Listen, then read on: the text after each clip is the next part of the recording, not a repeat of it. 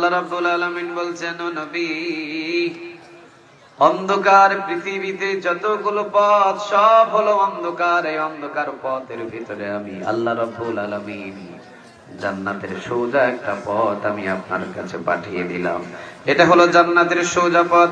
কিতাবুন আনজালনাহু ইলাইকা লিতুখরিজান নাসা মিনাজ যুলুমাতি ইলান নূর।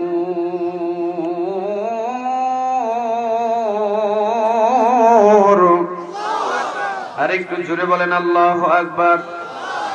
ও নবী, জমিনের ভিতরে আমি আল্লাহ রাব্বুল আলামিন একদিন, দুই দিন, তিন দিন নবী আমি আপনাকে দুনিয়াতে প্রেরণ করে দুনিয়াতে জন্ম দিয়ে 40 দিন 40 বছর পর্যন্ত আমি অপেক্ষা করেছি।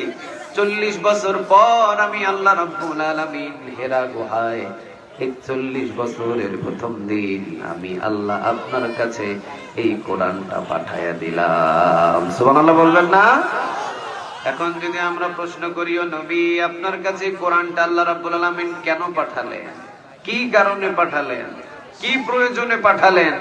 আল্লাহ রাব্বুল আলামিন সূরা ইব্রাহিমের প্রথম নম্বরে বলছেন, কিতাবুন আনজালনাহু ইলাইকা লিতুখরিজান নাসা মিনাজ যুলুমাতি ইলান নূর।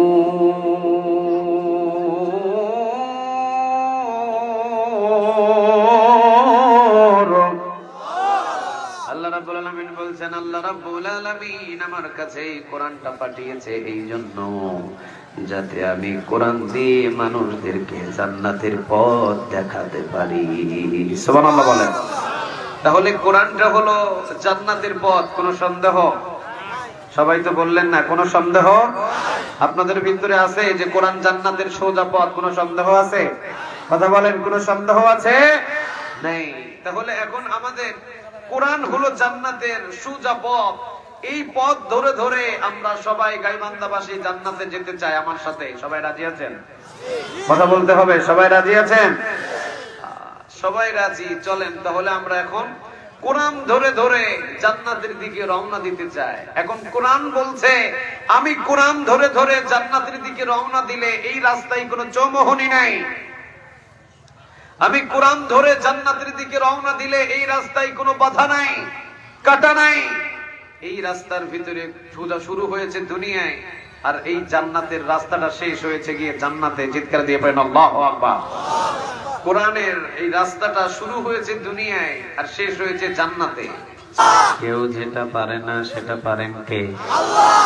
কেউ যেটা দেয় না সেটা দেন কে? আল্লাহ। কেউ যেটা শোনে না সেটা শোনেন কে? আল্লাহ। সকল ক্ষমতার মালিক কে বলেন? আল্লাহ। সে আল্লাহর প্রতি শুকরিয়া আদায় করে পড়ছি আলহামদুলিল্লাহ, আলহামদুলিল্লাহ।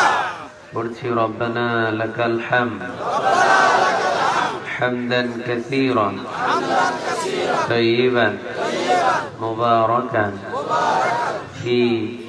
পড়েন আল্লাহু আকবার কাবীরা আলহামদুলিল্লাহ কাসীরা সুবহানাল্লাহ বুকরাতান ওয়া আসীলা সুবহানাল্লাহ ওয়া বিহামদিহি আদাদা খালকিহি ওয়া রিদা নাফসিহি ওয়া জিনাতা আরশিহি ওয়া মিদাদা কালিমাতি। পড়েন লাকাল হামদ বিল কুরআন, লাকাল হামদ বিল ইসলাম, লাকাল হামদ বিআসমাইক হুয়া লাকা বিহি সামাইতুহু, লাকাল হামদ ইয়া রব। একসাথে ইয়া রব কামা ইয়ানবাগি লিজালালি ওয়াজহিক ওয়া আযীমি সুলতানিক। প্রশংসাগুলো করলাম কার? আল্লাহ। হালকা একটু রিভার্ব কমায় দেন, বুবু বুবু করতেছে। প্রশংসাগুলো করলাম কার? আল্লাহ। আমরা সব জায়গায় প্রশংসাগুলো করব কার? খাওয়ার শুরুতে কার? খাওয়ার শেষে কার? ঘুমাইতে গেলে কার? ঘুম থেকে যখন জাগি তখন কার? রাস্তাঘাটে চলার সময় কার? আমরা গোলাম কার? সবাই তো বলে নাই আমরা গোলাম কার? আল্লাহ। আল্লাহ সুবহানাহু ওয়া তাআলা আমাদের সবাইকে তার গোলাম হিসাবে কবুল করুক, বলেন আমিন। এই দুইটা একটু বন্ধ করে দেন তো ভাই, দেখি। আগে যেটা প্রথমে ছিল, তখন খুতবা শুরু করছিলাম না, তখন তো দুইটা চালু ছিল না, না? জি, ওই সাউন্ডটা দেন। আমরা সবাই গোলাম কার? আসেন আমরা আল্লাহ সুবহানাহু ওয়া তাআলার প্রশংসা শেষ করে কোরআন থেকে কথা শুনে অনেক রাত হয়েছে, ঠিক না? রাতের কত বাজে দেখছেন? কয়টা বাজে? 10টা 42। থাকবেন কতক্ষণ? আপনি যতক্ষণ আছেন। সারা রাত? আমি আছি তো সারা রাত। আছি আমরা। আপনারা কয়টা? সারা রাত, সারা রাত। সারা রাত? সারা রাত। হ্যাঁ? সারা রাত। আমি যতক্ষণ আপনারা ততক্ষণ। আল্লাহ আমাদের সবাইকে মিলেমিশে ময়দানে কবুল করুক, বলেন আমিন। আর একটু জোরে বলেন আমিন। কোরআন শুনতে যারা আসে তারা ঠকে না, তাদেরকে জিতায় দেয় তিনি কে? আমরা এখন মেহমান কার? পৃথিবীর কারো মেহমান না, এখন আমরা মেহমান স্বয়ং কার? আল্লাহ। কোরআন শুনতে এসে যদি কেউ ইন্তেকাল করে, রাসূল বলেন তাকে আল্লাহ সুবহানাহু ওয়া তাআলা শহীদের মৃত্যু দান করে দেয়। শিখতে এসেছি, ইলম অর্জন করার জন্য যারা যায়, মারা গেলে শহীদের মর্তবা তাদেরকে জমা করে দেন তিনি কে? শহীদ। তারাও এক প্রকারের শহীদ। আলহামদুলিল্লাহ বলবেন না? আমরা এখানে একটা কিতাব থেকে শিক্ষা নেওয়ার জন্য এসেছি। কিতাবের নাম কি বলেন? আর একটু জোরে বলেন। কোরআন। কোরআন বললেই তো আমল নামায় 40টা নেক জমা হয়ে যায়। বলতে পারেন নাই অনেকে। কিতাবের নাম কি? আর রহমান আল্লামাল ইন্নাহু লাকুরআনুন কারীম। কোরআন শব্দটা কোরআনের ভিতরে দিয়ে দিয়েছেন তিনি কে? আবার আল্লাহ রাব্বুল আলামিন অন্যান্য জায়গায় বলছেন আর রহমান আল্লামাল কোরআন। কোরআন শব্দটা কোরআনের ভিতরে বারবার তুলে ধরেছেন তিনি কে? কোরআন। কোরআন যদি কেউ বলেই তো আমলনামায় 40টা নেক জমা হয়ে যায়। এমন একটা কিতাব পেয়েছি যে কিতাবের দিকে তাকাইলেও নেই, সুবহানাল্লাহ বলবেন না? এই কিতাবের সাথে সম্পর্ক করলেও অনেক। এমন একটা কিতাব পড়েছি পেয়েছি যে কিতাবের জন্য জীবনটা দিলেও শহীদ হিসাবে কবুল করে নেন তিনি কে? এমন একটা কিতাব পেয়েছি আমরা। আমরা শ্রেষ্ঠ শ্রেষ্ঠ কিছু জিনিস পেয়েছি, আমরা শ্রেষ্ঠ নবী পেয়েছি। আলহামদুলিল্লাহ বলবেন না? আমরা শ্রেষ্ঠ নবী পেয়েছি, আমরা শ্রেষ্ঠ কিতাব পেয়েছি এবং আমরা শ্রেষ্ঠ উম্মত হয়েছি। সুবহানাল্লাহ বলেন। শ্রেষ্ঠ উম্মতের নাম কি? মুহাম্মাদি উম্মতের নাম হলো শ্রেষ্ঠ উম্মত। চিৎকার দিয়ে বলেন আল্লাহু আকবার। আমরা শ্রেষ্ঠ নবী পেয়েছি, আমরা শ্রেষ্ঠ কিতাব পেয়েছি। আর কিছু লাগে? কথা কন না কেন? আর কিছু লাগে? সবই তো শ্রেষ্ঠ পেয়েছি। কোরআনটা পেলাম শ্রেষ্ঠ কিতাব। তাওরাত পাই নাই, জাবুর পাই নাই, ইনজিল পাই নাই।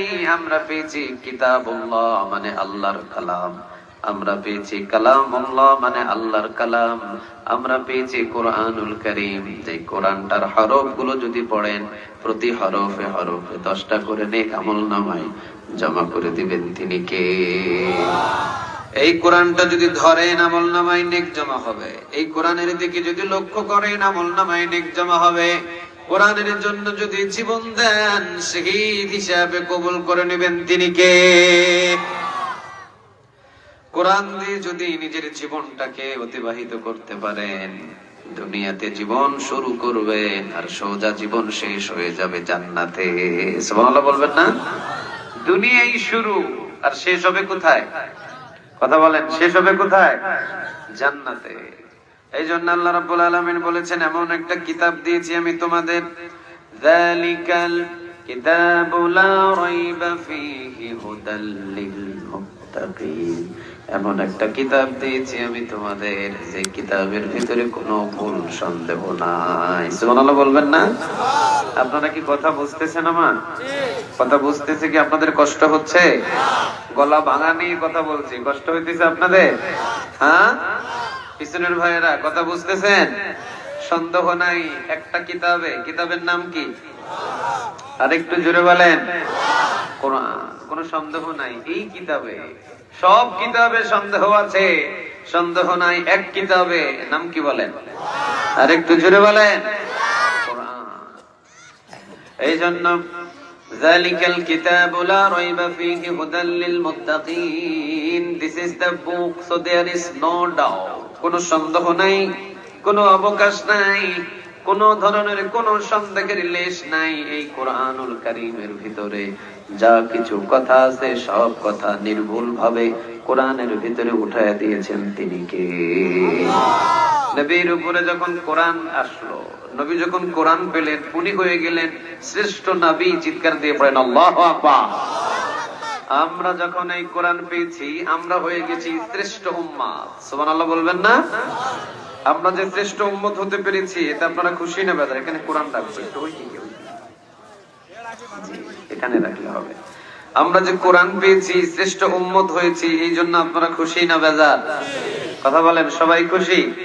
চলেন তাহলে আমরা খুশিতে আল্লাহ সুবহানাহু ওয়া তাআলার নামে তিনটা তাকবীর দিই মিলেমিশে। লিল্লাহি তাকবীর।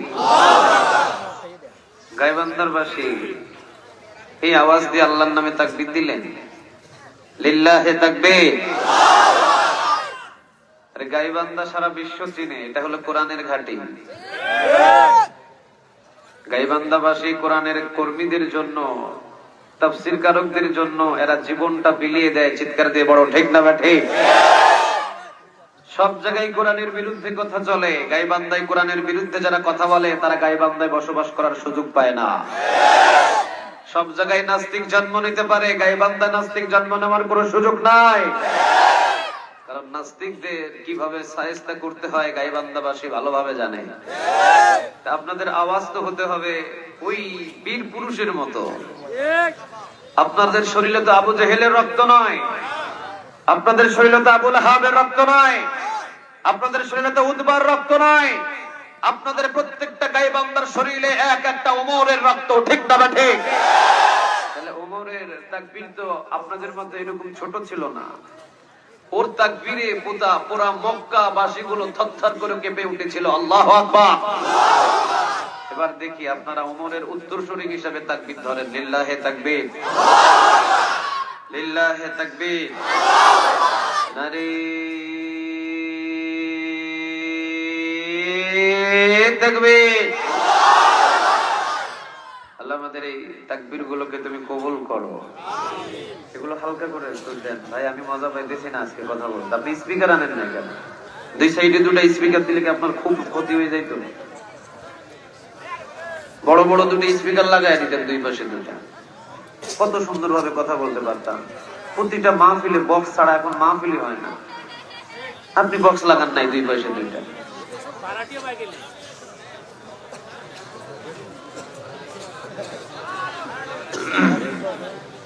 আপনারা কথা বুঝতেছেন? কষ্ট হচ্ছে না? আপনারা বুঝতে পারলে আমি কষ্ট করে কিছুক্ষণ কথা বলতে পারবো ইনশাআল্লাহ। ওমর রাদিয়াল্লাহু তাআলা আনহুর মতো আমরা তাকবীর দিয়ে আমরা এখন সরাসরি আলোচনায় ঢুকে যাচ্ছি। আর কোনো কথা নাই, সময় যেহেতু কম, কোরআন এবং হাদিস থেকে কথা হবে ইনশাআল্লাহ। আমরা যারা বসেছি আমরা গোলাম কার? সবাই বলেন কার? নবী নিজে পরিচয় দিতেন আব্দুল্লাহি ওয়া রাসূলুহু, আল্লাহ আমি আপনার গোলাম। চিৎকার দিয়ে পড়েন আল্লাহু আকবার। নিজে বলতেন আল্লাহুম্মা ইন্নী আবদুক, আল্লাহ আমি আপনার গোলাম। সুবহানাল্লাহ বলবেন না? ওয়া ইবনু আবদিক, বান্দার ঘরের গোলাম। ওয়া ইবনু আমাতিক, বান্দির ঘরের গোলাম।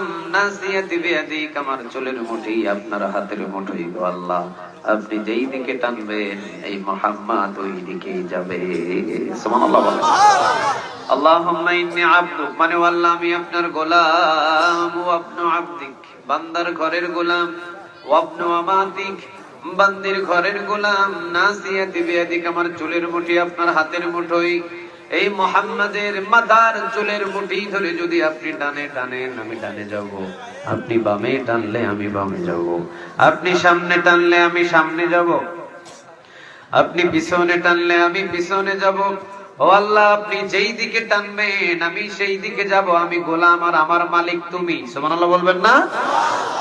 নবী নিজের গোলাম বলে পরিচয় দেয়, আর আল্লাহ রাব্বুল আলামিন বলেন, ও নবী আপনি তো গোলাম না, আপনি হলেন আমার হাবিবুল্লাহ। হাবিবুল্লাহ, হাবিবুল্লাহ অর্থ কে বলতে পারবে এখানে? আল্লাহর বন্ধু। আল্লাহর বন্ধু। পুরস্কার আছে তোমার জন্য ভাই। হাবিবুল্লাহ, হাবিবুল্লাহর অর্থ হলো বন্ধু পৃথিবীর কারো নয়, বন্ধুটা কার? আমরা কার বন্ধু হতে চাই? আরে জোরে বলেন কার? তাহলে গোলাম বলে পরিচয় দিতে হবে। নবী বলতেন আল্লাহুম্মা ইন্নী আবদুকা, আল্লাহ আমি আপনার গোলাম। আর আল্লাহ বলতেন নবী আপনি ছোট হয়েছেন, আমি আল্লাহ আপনাকে হাবিবুল্লাহ আমার বন্ধু বানায় নিলাম। চিৎকার দিয়ে পড়েন আল্লাহু আকবার। তাহলে দুনিয়াতে ছোট হলে বড় করে কে? সবাই বললেন না? দুনিয়াতে ছোট হলে বড় করে কে? আর দুনিয়াতে যদি বড় হতে চান টেনে হিচড়ে ছোট বানায় তিনি কে? অহংকার করবেন, বড় হবেন, জমিনের ভিতরে দেখাবেন যে আমার মতো পাওয়ারফুল নেতা কেউ নাই, আমি অমুক, আমি তমুক, আমি দেশের এই আইন মন্ত্রী, আমি দেশের অমুক মন্ত্রী, আমি প্রধানমন্ত্রী, আমার কে নামায় আমি দেখে নিব 2041 সাল। আল্লাহ বলে এত বাহাদুরি করিস না, এত অহংকার করিস না। এই ক্ষমতা তোর বাবার নয়, এই ক্ষমতা তোর নয়, চিরস্থায়ী ক্ষমতার মালিক আল্লাহ। আল্লাহ চিৎকার দিয়ে পড়েন ঠিক না বেঠিক? চিরস্থায়ী ক্ষমতার মালিক কে? আরো জোরে বলেন কে? আল্লাহ বলছে তুই না। কেউ ক্ষমতা চিরস্থায়ী টিকে থাকে না, চিরস্থায়ী ক্ষমতাটা কার? সবাইকে বলতে হবে চিরস্থায়ী ক্ষমতাটা কার? এটা আমাদের নয়। আমাদের অহংকার করার কোনো যুক্তি নেই। নবী ছোট হলেন আর নবীকে বড় বানালেন তিনি কে? আমরা ছোট হলে অসুবিধা হবে? কথা বলেন, ছোট হলে অসুবিধা হবে? যে ছোট হয় আল্লাহ তারে বড় বানায়। সুবহানাল্লাহ বলবেন না? ক্ষমতা নিয়ে কোনো অহংকার নাই। যে ক্ষমতার অহংকার করে তাকে ক্ষমতা থেকে নামায়া দেন তিনি কে? ফেরাউন ক্ষমতা নিয়ে অহংকার করেছিল, ওই ফেরাউন রে পানি খাওয়ায়া খাওয়ায়া শুটকি বানায়া কিয়ামত পর্যন্ত রেখে দিয়েছেন তিনি কে? নমরুদ, তিনিও খুব অহংকার দেখাইছিলেন ক্ষমতার, আমারে কেউ কিছু করতে পারবে না, আমি একা 100, আমার ডানে আমার বামে আমার সামনে আমার পিছনে, সৈন্যের অভাব নাই। কই ইব্রাহিম তোর আল্লাহ কোথায়? পাঠা তোর আল্লাহকে। আল্লাহ বললেন আমার যাওয়ার দরকার নাই, ন্যাংরা মশাই যথেষ্ট, আমারে যাইতে হবে কেন? আমি যাব না, আমার একটা ন্যাংরা মশা পাঠাইতেছি, এইটার সাথে তুই দেখি যুদ্ধ লাগ। নাক দিয়ে মগজের ভিতরে ঢুকালেন, ন্যাংরা মশা একটা একটা করে কামড় দেয়, আর নমরুদ নিজে জুতা দিয়ে নিজের মাথায় পিটায়। সুবহানাল্লাহ বলবেন না? ওই আল্লাহ এখন আর নাই। গাইবান্ধাবাসী, ওই আল্লাহ এখন আর নাই। আল্লাহর ক্ষমতা কমে গেছে? আল্লাহ কি চোখে এখন কম দেখে? আল্লাহর পাওয়ার কমে গেছে? আল্লাহ দেখে আমরা ক্ষমতা থেকে নামায়া ফেলছি? না, নামাই নাই। এই জন্য আল্লাহ সুবহানাহু ওয়া তাআলা বলছেন খবরদার, জমিনে আমি কিছুদিনের জন্য মানুষকে ক্ষমতা দিয়ে থাকি, এই জমিনের ভিতরে আমি কিছুদিনের জন্য মানুষকে ক্ষমতা দিয়ে থাকি, চিরস্থায়ী আমি আল্লাহ কাউকে ক্ষমতা দিই না। তবে যদি ক্ষমতার অপব্যবহার যদি পৃথিবীর ভিতরে করে, নমরুদ ফেরাউনকে আবু জেহেলকে যেইভাবে লাঞ্ছিত করেছে, ভবিষ্যতেও যদি কেউ কোনো ভাবে ক্ষমতার অপব্যবহার করে তাকেও কিভাবে শায়েস্তা করতে হয় আমি আল্লাহর ভালোভাবে জানা আছে। ঠিক না বেঠে?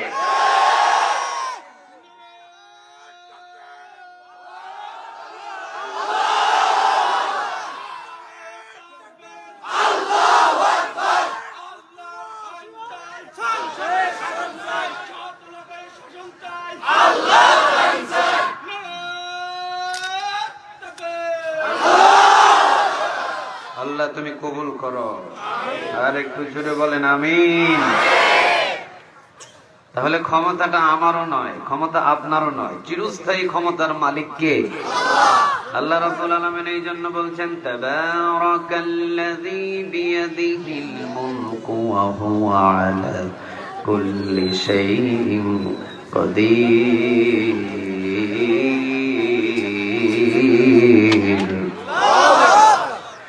তাবারাকাল্লাযী বিয়াদিহিল মুলকু ওয়া হুয়া আলা কুল্লি শাইইন قدير।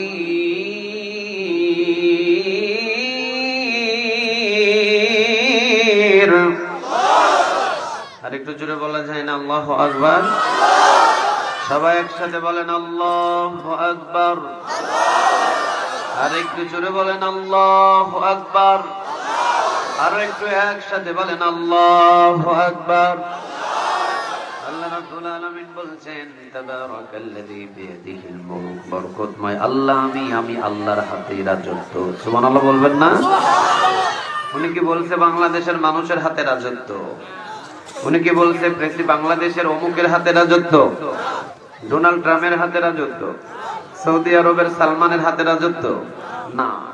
সৌদি আরবের সালমানও যদি উল্টা পাল্টা করে ওরেও থাপ্পড় দিয়ে ক্ষমতা থেকে নামায়া ফেলতে পারে তিনি কে? ডোনাল্ড ট্রাম্পও যদি অন্যায় কাজ করা শুরু করে দেয় ওরেও থাপ্পড় দিয়ে জমিনের ভিতরে গেড়ে ফেলতে পারে তিনি কে? মোদিও যদি অন্যায় করা বেশি শুরু করে দেয় ওরেও থাপ্পড় দিয়ে নামায়া ফেলতে পারে তিনি কে? আল্লাহ এখন আর নাই, কথা বলেন আছে? আছে। আমরা তাহলে কার গোলামি করি? আরো জোরে বলেন কার? আমরা এমন একজন রবের গোলামি করি যিনি শুধু বাংলাদেশের রব নয়, তিনি হলো সারা বিশ্বের রব। সন্দেহ আছে আপনাদের ভিতরে? কথা বলেন, সন্দেহ আছে আপনাদের ভিতরে? আলহামদুলিল্লাহি রাব্বিল আলামিন আর-রাহমানির রাহিম মালিকি ইয়াউমিদ্দিন।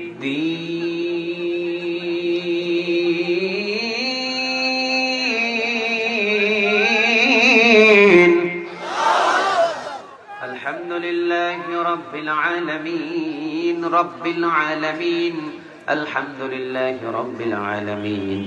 আলম হলো এক বচন আর আলামিন হলো বহু বচন। সারা বিশ্বের রব একজন, আওয়াজ দিয়ে বলেন তিনি কে?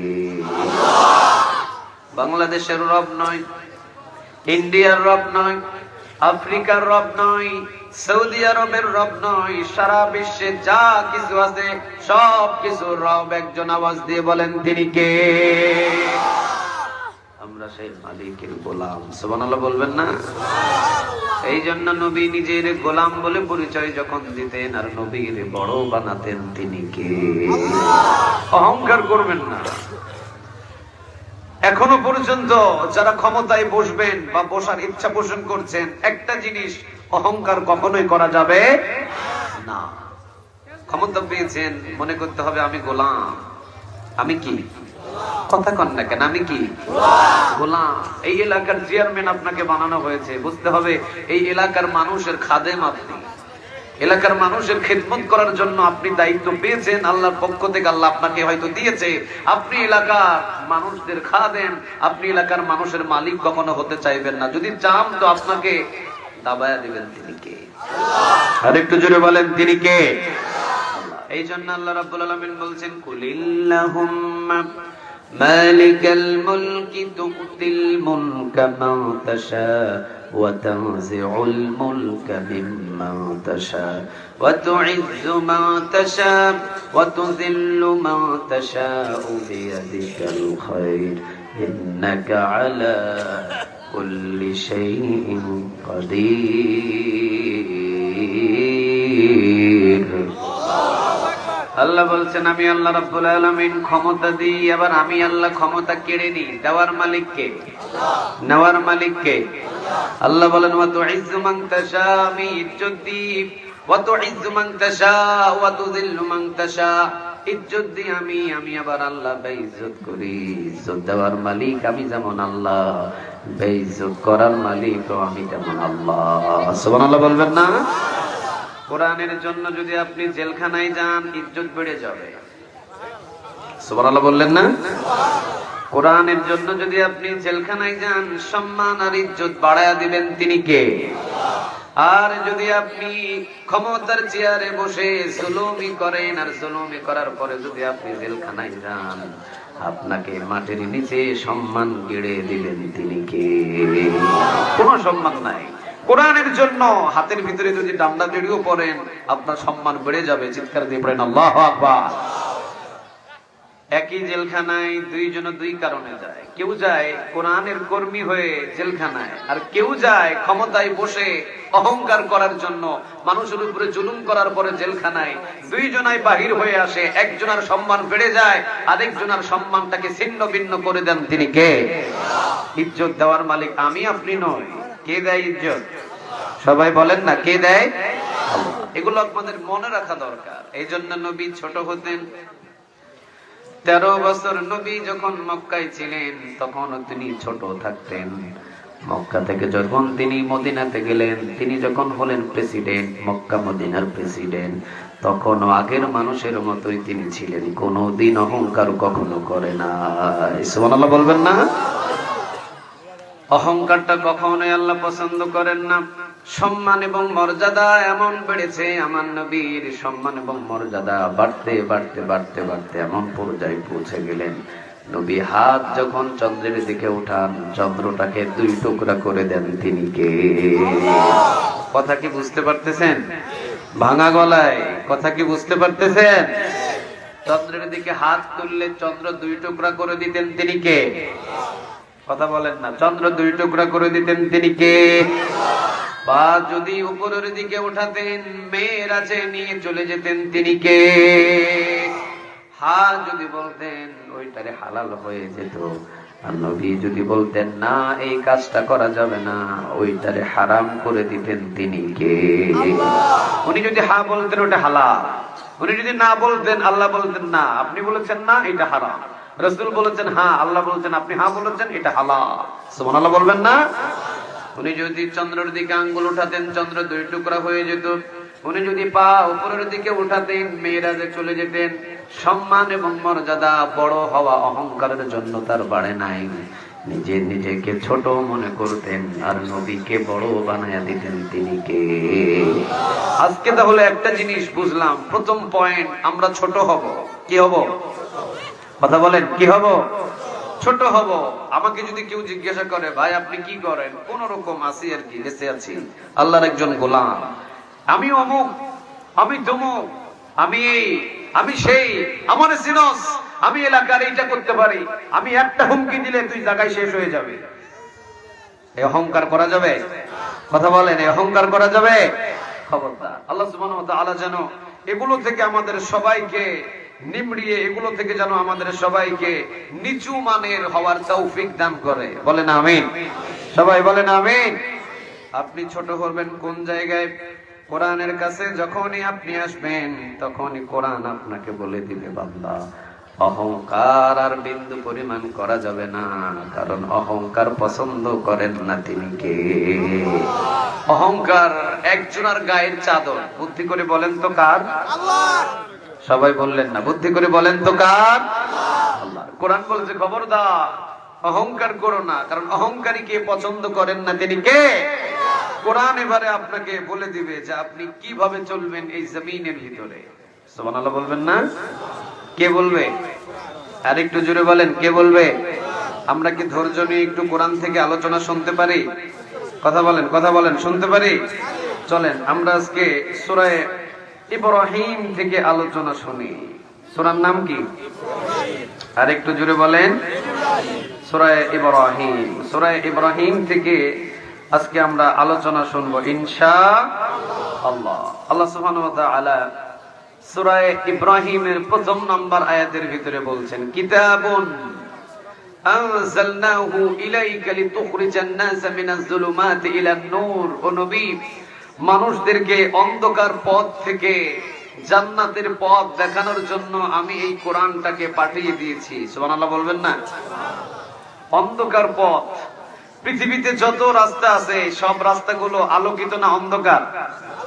আরো জোরে বলেন, আলোকিত না অন্ধকার? অন্ধকার পথের ভিতরে আলোকিত পথ আমাদেরকে দান করেছেন তিনি কে? আল্লাহ।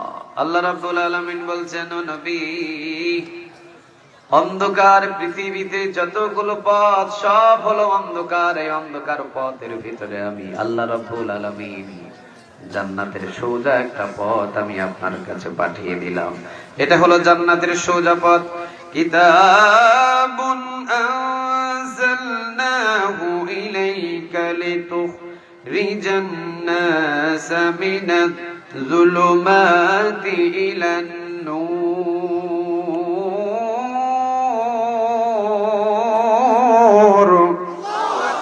আরেকটু জোরে বলেন আল্লাহু আকবার। ও নবী, জমিনের ভিতরে আমি আল্লাহ রাব্বুল আলামিন একদিন, দুই দিন, তিন দিন নবী আমি আপনাকে দুনিয়াতে প্রেরণ করে দুনিয়াতে জন্ম দিয়ে 40 দিন 40 বছর পর্যন্ত আমি অপেক্ষা করেছি। 40 বছর পর আমি আল্লাহ রাব্বুল আলামিন হেরা গুহায় 41 বছরের প্রথম দিন আমি আল্লাহ আপনার কাছে এই কোরআনটা পাঠায়া দিলাম। সুবহানাল্লাহ বলবেন না? এখন যদি আমরা প্রশ্ন করি, ও নবী, আপনার কাছে কোরআনটা আল্লাহ রাব্বুল আলামিন কেন পাঠালেন? কি কারণে পাঠালেন? কি প্রয়োজনে পাঠালেন? আল্লাহ রাব্বুল আলামিন সূরা ইব্রাহিমের প্রথম নম্বরে বলছেন, কিতাবুন আনজালনাহু ইলাইকা লিতুখরিজান নাস মিনাজ যুলুমাতি ইলান নূর।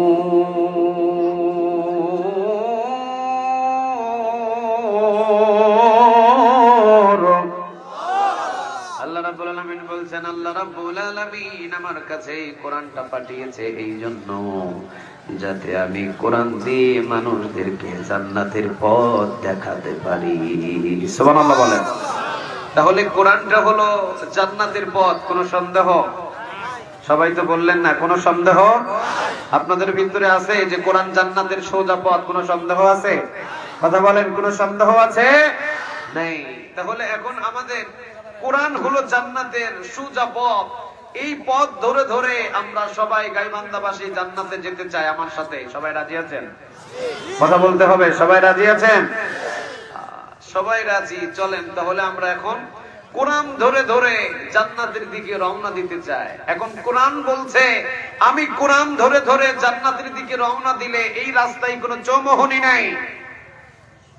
আমি কোরআন ধরে জান্নাতের দিকে রওনা দিলে এই রাস্তায় কোনো বাধা নাই, কাটা নাই। এই রাস্তার ভিতরে সোজা শুরু হয়েছে দুনিয়ায়, আর এই জান্নাতের রাস্তাটা শেষ হয়েছে গিয়ে জান্নাতে। চিৎকার দিয়ে পড়েন আল্লাহু আকবার।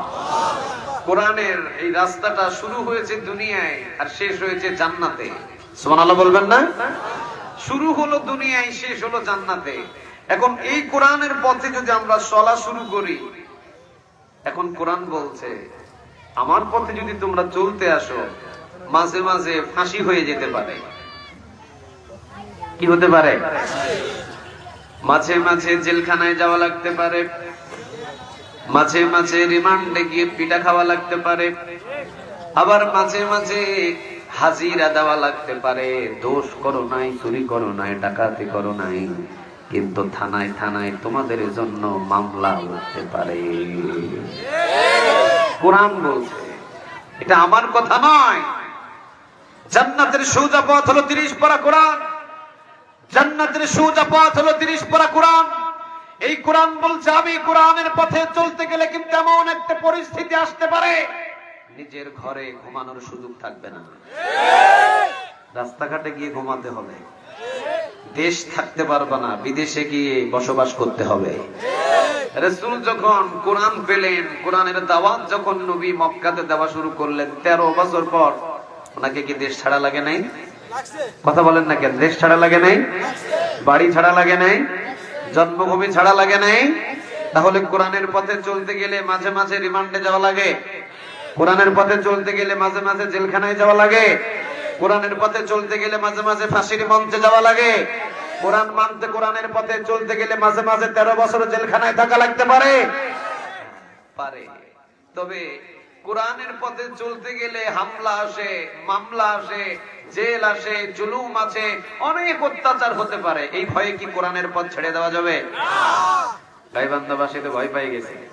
এই জন্য কি কোরআনের পথ ছেড়ে দেওয়া যাবে? আমরা এই বিষয়টা নিয়ে আজকে আমরা কিছু কথা বলবো ইনশাআল্লাহ। আল্লাহ রাব্বুল আলামিন বলছেন ইন্নাল্লাযীনা ক্বালু রাব্বুনাল্লাহ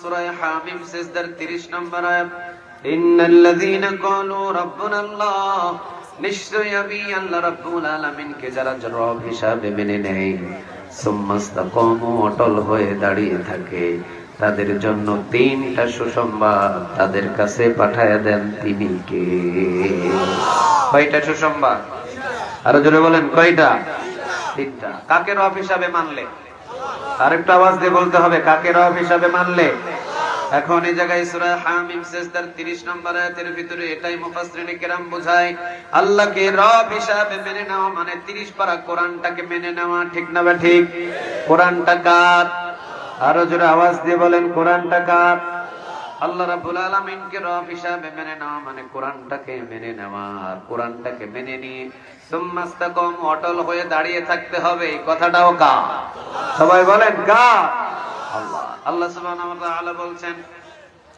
ইন্নাল্লাযীনা ক্বালু রাব্বুনাল্লাহ নিশ্চয়ই আমি আল্লাহ রাব্বুল আলামিনকে যারা রব হিসাবে মেনে নেবে সুম্মাস্তাকামু যারা অটল হয়ে দাঁড়িয়ে থাকবে তাতানাজ্জালু আলাইহিমুল মালায়েকা তাদের কাছে জান্নাতের ফেরেশতা পাঠিয়ে দিবেন তিনি কে তিনটা সুসংবাদ দিয়ে এক নাম্বার আল্লাহ তাখাফু তোমার কোনো ভয় নেই দুই নাম্বার ওয়ালা তাহজানু তোমার কোনো চিন্তা নাই তিন নাম্বার ওয়া আবশিরু বিল জান্নাহ জান্নাতের একটা ভিডিও নিয়ে বান্দার সামনে হাজির হয়ে বলবে বান্দা মৃত্যুর পরেই তোমাকে আল্লাহ রাব্বুল আলামিন এই জান্নাতের ভিতরে প্রবেশ করাবে সুবহানাল্লাহ বলবেন না যে ব্যক্তি আল্লাহকে রব হিসাবে মেনে নেয় যে ব্যক্তি কোরআনটাকে রবের কোরআন হিসাবে মেনে নেয় যে ব্যক্তি জমিনের ভিতরে আল্লাহকে রব হিসাবে কোরআনকে রবের কিতাব হিসাবে মেনে নিয়ে সুম্মাস্তাকাম অটল হয়ে দাঁড়িয়ে থাকে তার জন্য সুসংবাদ তিনটা দেন তিনি কে একটা আওয়াজ দিয়ে বলেন তিনি কে নাম্বার 1 আল্লাহ তাখাফু বান্দা তোমার কোনো ভয় নাই ওয়ালা তাহজানু তোমার কোনো চিন্তা নাই আর তিন নাম্বার ওয়া আবশিরু বিল জান্নাহ জান্নাত দেখেই তোমার মৃত্যু হবে তিনটা সুসংবাদ তার কাছে পাঠায়া দেন তিনি কে এখন আল্লাহ রাব্বুল আলামিন বলছেন ইন্নাল্লাযীনা ক্বালু রাব্বুনাল্লাহ আমাকে রব হিসাবে মেনে নেওয়া মানে কোরআনটাকে মেনে নেওয়া 6 জায়গায় মানতে হবে কোরআন কয় জায়গায় আর একটু জোরে বলেন কয় জায়গায় এবার আল্লাহ রাব্বুল আলামিন বলছেন 6 জায়গার ভিতরে কোরআন মানতে হবে নাম্বার 1 ব্যক্তিগত জীবনে কোরআন মানতে হবে এই কোরআনের 6666 টা আয়াত যদিও শানে নজুলের দিক দিয়ে একটু কম এবং একটু বেশি এখন আপনারা বলেন এই কোরআনের 6666 টা আয়াত একটা আয়াত যদি আমি অমান্য করি মুমিন না কাফের আরেকটু জোরে বলতে হবে মুমিন না কাফের কোরআনের 6666 টা আয়াত যদি আপনি মান্য করেন তাহলে আপনি মুমিন এই কোরআনের একটা আয়াতকে যদি আপনি ইচ্ছাকৃতভাবে অস্বীকার করেন সরাসরি আপনি কাফের ঠিক না ঠিক মুমিনের খাতায় আপনার নাম খুঁজে পাওয়া যাবে আরো জোরে বলেন যাবে ওযু ভাঙার জন্য আপনাদের এলাকায় পেশাব করা লাগে কয়বার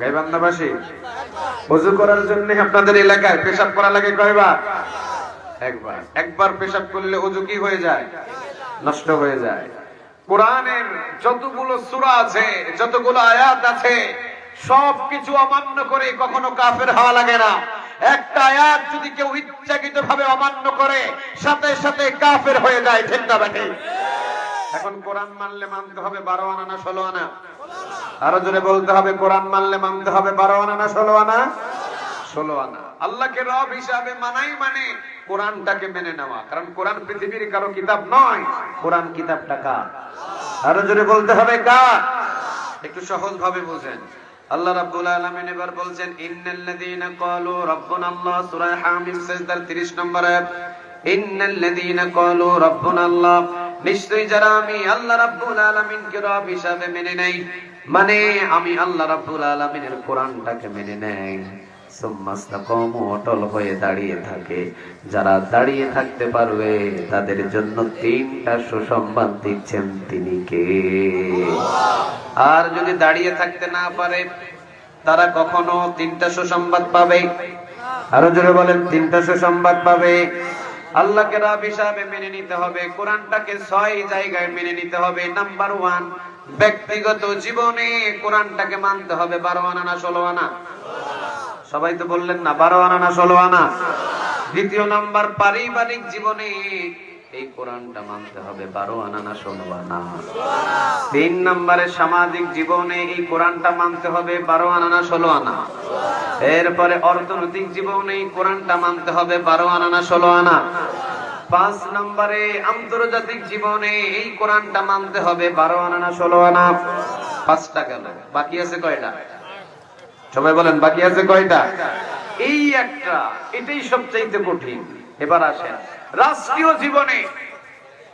আপনি যেই রাষ্ট্রের ভিতরে বসবাস করবেন, আপনি যেই রাষ্ট্রের ভিতরে বসবাস করবেন, আপনি যেই রাষ্ট্রের নাগরিক হবেন, আপনি যেই দেশের ভিতরে বসবাস করবেন, আপনি যেই দেশের নাগরিক হবেন, ওই দেশের ভিতরে রাষ্ট্রীয়ভাবে কোরআন মানতে হবে। 12 আনা না 16 আনা? যখনই আপনি বলবেন এই কোরআনটাকে আমি আমার এই রাষ্ট্রের ভিতরে 16 আনা মানতে চাই, তখনই আপনি হয়ে যাবেন জঙ্গি, তখনই আপনি হয়ে যাবেন রাজাকার, তখনই আপনি হয়ে যাবেন মৌলবাদী, তখনই আপনাকে জেল দেওয়া হবে, জুলুম করা হবে, অত্যাচার করা হবে, একের পর এক আপনাকে হামলা মামলা দিয়ে থামানো হবে। কিন্তু থামা যাবে? সবাই বলেন না কেন থামা যাবে? আল্লাহ এটাই বলছেন, সুম্মাস্তাকামু, অটল হয়ে দাঁড়িয়ে থাকতে হবে। আমি কোরআনের পথে যদি তোমরা চলতে পারো এবং অটল হয়ে দাঁড়িয়ে থাকতে পারো, জান্নাত না দেখিয়ে আমি কারো মৃত্যু করব না, করব না, করব না। চিৎকার দিয়ে বলেন আল্লাহু আকবার। এই ওয়াদাটা কার? সবাই তো বললেন না, এই ওয়াদাটা কার? 5 জায়গায় কোরআনটাকে 16 আনা মানবেন, কোনো অসুবিধা নাই। ব্যক্তিগত জীবনে কোরআন মানেন, অসুবিধা নাই। পারিবারিক জীবনে কোরআন মানেন, কোনো বাধা আসবে না। সামাজিক জীবনে কোরআন মানেন, অসুবিধা নাই। অর্থনৈতিক জীবনে কোরআন মানেন, অসুবিধা নাই। আন্তর্জাতিক জীবনে কোরআন মানেন, অসুবিধা নাই। কিন্তু যখন আপনি বলবেন জমিন যার, যেই দেশে বসবাস করছেন, এই দেশ যার, এই জমিন যার, আইন চলবে তার, যখন আপনি ওই রাষ্ট্রীয়ভাবে কোরআনটাকে 16 আনা মানতে চাইবেন, তখনই আপনার উপরে হামলা আসবে, মামলা আসবে। তখনই সুম্মাস্তাকামু, অটল হয়ে দাঁড়িয়ে থাকতে হবে। কথাটা কার? আরো জোরে বলেন, কথাটা কার? বাংলাদেশের মানুষ সবাই বলে আমরা সবাই কোরআন মানি, বলে না? কথা বলেন না কেন? বলে না? কত কিরকম কোরআন মানে? একজন মানুষ যদি মারা যায়, মানুষটা মারা যাওয়ার সাথে সাথে ওই মানুষের পাশে খতম পড়াতে হবে। কয়জন হাফেজ লাগবে? 20 জন। 20 জন হাফেজ সাহেব নিয়ে এসে ওই মৃত মানুষের পাশে কোরআন তেলাওয়াত করাবে। এখন যদি বলেন আপনি কি এই কোরআন মানেন? হ্যাঁ আমি এই কোরআন মানি। আচ্ছা, বিয়ে শাদীতে কোরআন তেলাওয়াত করতে হবে? হ্যাঁ আমি কোরআন মানি। এরপরে মসজিদের ভিতরে নামাজ পড়াতে কোরআন লাগবে? হ্যাঁ আমি কোরআন মানি। এরপরে তারাবির নামাজে কোরআন খতম দিতে হবে? হ্যাঁ আমি কোরআন মানি। সব জায়গায় কোরআন মানতে চাই। যখন আমরা বলি এই কোরআন দিয়ে দেশ চালাতে হবে, আপনার রান্নাঘর থেকে আপনার পার্লামেন্ট পর্যন্ত কোরআনের আইন দিয়ে দেশ চালাতে হবে, যখন তারা বলে এইভাবে আমরা কোরআন মানতে চাই না, বুঝতে হবে তারা 16 আনা কোরআন মানে না, মানে না, মানে না। ঠিক না বেঠে? এরা মানে কোরআন সুবিধাবাদ জিন্দাবাদ। এদের কোরআন মানা সুবিধাবাদ জিন্দাবাদ। সহজ জায়গায় কোরআন মানে, কঠিন জায়গায় তারা কোরআন মানে। আরো জোরে বলেন, কঠিন জায়গায় তারা কোরআন মানে। তাদের বক্তব্য কি জানেন? তাদের বক্তব্য হলো, নাম্বার 1, মসজিদে কোরআন খতম তারাবি পড়াও, যা হাদিয়া লাগে আমরা দিব, অসুবিধা নাই, এটা আমরা মানি। এরপরে 2 জন হাফেজ সাহেবরে নিয়ে এসে মাইক 2 দিকে চতুর্দিকে লাগায়া খতম পড়াও, এই কোরআন তেলাওয়াত শুনি, এটা আমাদের ভালো লাগে, এটা আমরা মানি। একজন মানুষ দুনিয়া থেকে বিদায় হয়ে গেছে, তার কবরের পাশে অথবা তার লাশের পাশে 20 জন হাফেজ সাহেবদেরকে নিয়ে এসে কোরআন খতম করাও, এইটা মানি, এটা পছন্দ করে। সব জায়গায় কোরআন পছন্দ করে। কিন্তু যখন আমরা বলি কোরআন তো রাষ্ট্রীয় ভাবেও মানতে হবে 16 আনা না 12 আনা? আরো জোরে বলেন, 16 আনা না 12 আনা? রাষ্ট্রীয় ভাবে কোরআনটাকে আপনাকে মানতে হবে 16 আনা। এই কোরআনের ভিতরে যত আইন আছে সমস্ত আইন আপনাকে বাস্তবায়ন করতে হবে। এই কোরআনের ভিতরে যত আইন আল্লাহ দিয়েছেন সমস্ত আইন আপনাকে মানতে হবে। এই কোরআনের ভিতরে যতগুলো আইন দিয়েছে আল্লাহ সমস্ত কোরআনের আইন দিয়ে দেশটাকে চালাতে হবে। তাহলে কোরআনটা কখনো মসজিদে মসজিদে থাকতে পারে না, কোরআনটা কখনো মক্তবে মক্তবে থাকতে পারে না, কোরআনটা কখনো দাখিল মাদ্রাসায় থাকতে পারে না, কোরআনটা কখনো হাফিজিয়া মাদ্রাসায় থাকতে পারে না, কোরআনটা কখনো মাহফিলে মাহফিলে থাকতে পারে না। এই কোরআনটা থাকার কথা হলো পার্লামেন্টে, যেই পার্লামেন্ট দিয়ে সারা বাংলাদেশ কোরআনের আইন দিয়ে চলবে। ওই পার্লামেন্টে কোরআনটা নিয়ে যাও এবং কোরআন দিয়ে দেশ চালাও। তখন কিছু বুদ্ধিজীবী বলে না, ওই কোরআন আমরা মানতে পারবো না। বোঝা যায় তারা মুসলমান নয়, তারা হলো বাংলাদেশের নামধারী মুসলমান। আওয়াজ দিয়ে বলো ঠিক না বেঠে? এমন মুসলমান কখনো জান্নাতে যেতে পারবে?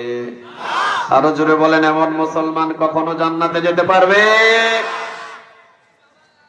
ও সব জায়গায় কোরআন মানতে চায় না। এই জন্য আমি বলেছিলাম ওযু ভাঙার জন্য আপনাদের এলাকায় পেশাব করা লাগে কয়বার? আর একটু জোরে বলেন, কয়বার? কোরআন যদি মানে 13 আনা 14 আনা 15 আনা 15.5 আনা মানে 8 আনা মানে না, মুমিন না কাফের? আরো জোরে বলতে হবে, মুমিন না কাফের? কোরআন যদি না মানেন জায়গায় জায়গায় বিপদে পড়তে হবে। কোরআন যদি না মানেন জায়গায় জায়গায় বিপদে পড়তে হবে। একটা জিনিস এই বাংলার মানুষের সচেতন থাকা দরকার, একটা জিনিস এই বাংলার মানুষের সচেতন থাকা দরকার। যারা কোরআন মানে, যারা নিজের পকেটের টাকা খরচ করে কোরআনের দল করে, যারা কোরআনের কর্মী হয়ে জমিনের ভিতরে বসবাস করে, বুঝে নেবেন তাদেরকে হামলা দিয়ে, মামলা দিয়ে, জেল দিয়ে, জুলুম দিয়ে, চেষ্টা করে তাদেরকে থামানো যায় না। কারণ তারা জীবন দিলে শহীদের মর্তবা লাভ করে। ঠিক না বেঠে? তাদেরকে পৃথিবীর কোন ধরনের অত্যাচার করে থামানো দমানো সম্ভব? আরো জোরে বলেন, সম্ভব নয়। অতএব এই চিন্তা ভাবনা যাদের ভিতরে আছে এগুলো বাহির করে দেন। কোরআনের পক্ষে যারা কর্মী আমরা হয়েছি, কাকে খুশি করার জন্য? সবাই একসাথে বলেন, কাকে খুশি করার জন্য? আমরা কোরআন মানি কাকে খুশি করার জন্য? আমরা কোরআন মানি একজনাকে খুশি করার জন্য। আওয়াজ দিয়ে বলেন, তিনি কে? আমাদের কি কোনো স্বার্থ আছে? আরো জোরে বলেন, আমাদের কি কোনো স্বার্থ আছে? আমরা যদি কোরআন মানতে মানতে, কোরআনের আন্দোলন করতে করতে জীবন দিয়ে দিই, আমাদের কোনো আফসোস থাকবে? আরো জোরে বলেন, আমাদের কোনো আফসোস থাকবে না। আমাদের কোনো ধরনের কোনো আফসোস থাকবে না। কেননা কোরআনের জন্য মরলে শহীদ হওয়া যায়। সুবহানাল্লাহ বলবেন না? এই জন্য আমি প্রথমেই বলেছি, এই কোরআনের জন্য যদি জীবনও চলে যায় তাকে শহীদ হিসাবে কবুল করেন তিনি কে? আরো জোরে বলতে হবে, তিনি কে? তাহলে কোরআন মানলে মানতে হবে 1 আনা না 16 আনা? কোরআন মানলে মানতে হবে 15 আনা না 16 আনা? কোরআন মানলে মানতে হবে 14 আনা না 16 আনা? তাহলে কোরআন শুধুমাত্র মসজিদে মানবেন, ভালো লাগে। কোরআন মৃত মানুষের পাশে তেলাওয়াত করলে বড় ভালো লাগে। কোরআনের দিয়ে খতম তারাবি পড়ালে বড় ভালো লাগে। কোরআনের হাফেজের মাথায় পাগড়ি পরাইয়া দিলে বড় ভালো লাগে। কোরআনের হাফেজরা যখন বিশ্বের সব জায়গা থেকে উপহার নিয়ে বাংলাদেশে আসে ভালো লাগে। কোরআন দিয়ে দেশ চালাতে ভালো লাগে না? এখানে সমস্যা কোথায়? ও, কোরআন দিয়ে দেশ চালালে বোতল খাওয়া যায় না, কোরআন দিয়ে দেশ চালালে মাগিবাজি করা যায় না, কোরআন দিয়ে দেশ চালালে ক্যাসিনো চালানো যায় না, কোরআন দিয়ে দেশ চালালে চুরি করে বুক ফোলায়া হাঁটা যায় না, কোরআন দিয়ে দেশ চালালে বেনামাজি থাকা যায় না, কোরআন দিয়ে দেশ চালালে মুখে দাড়ি না রেখে পার্লামেন্টে দাঁড়ানো যায় না। এই জন্য কোরআনটাকে কিছু মানুষ সুবিধার জন্য ব্যবহার করছে।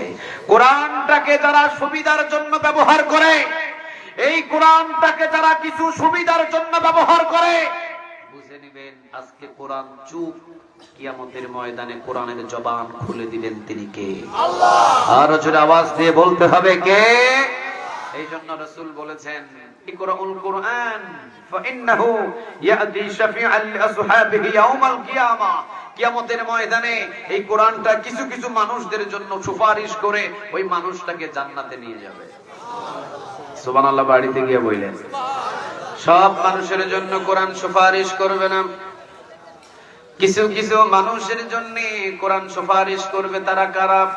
কোরআন মানতে গিয়ে জেল কেটেছে, কোরআন মানতে গিয়ে হামলা খেয়েছে, কোরআন মানতে গিয়ে মামলা খেয়েছে, কোরআনের পক্ষে চলতে গিয়ে অনেক নির্যাতন হয়েছে, কোরআনের পক্ষে চলতে গিয়ে অনেকে নিজের ঘরে ঘুমাতে পারে নাই। কোরআন কিয়ামতের ময়দানে কথা বলবে আল্লাহর সাথে এবং বলবে, রব্বে কারীম, আপনার এই গোলামটাকে যদি জান্নাতে না দেন, আমি কোরআন আপনার সঙ্গে ঝগড়ায় লিপ্ত হয়ে যাব। সুবহানাল্লাহ বলেন। আমি কোরআন আপনার সাথে ঝগড়ায় লিপ্ত হব। এখন আপনি বলেন, আমি কি আপনার সাথে ঝগড়া লাগবো নাকি বান্দাকে জান্নাত দিবেন? আল্লাহ রাব্বুল আলামিন বলেন, কোরআন যার পক্ষ নিয়ে কিয়ামতের ময়দানে দাঁড়িয়ে যাবে, কোনো কথা নাই, বিনা হিসাবে